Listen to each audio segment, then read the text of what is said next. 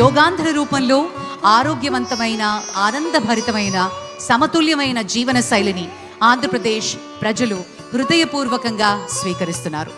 అందుకే శ్వాస తీసుకుని శరీరాన్ని ఉపశమనం చేయడమే కాదు, చిరునవ్వుతో ఈ ప్రయాణాన్ని ప్రారంభిద్దాం.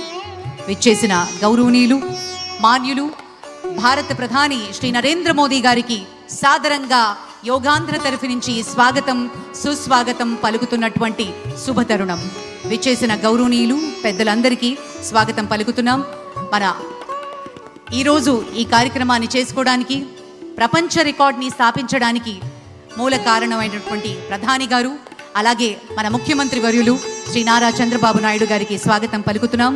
ఆనరబుల్ గవర్నర్ శ్రీ అబ్దుల్ నజీర్ గారికి స్వాగతం, శ్రీ కింజరపు రామ్మోహన్ నాయుడు గారికి స్వాగతం, అలాగే శ్రీ ప్రతాప్ రావు జాదవ్ గారు యూనియన్ మినిస్టర్, వారికి కూడా సాదరంగా స్వాగతం పలుకుతున్నాం.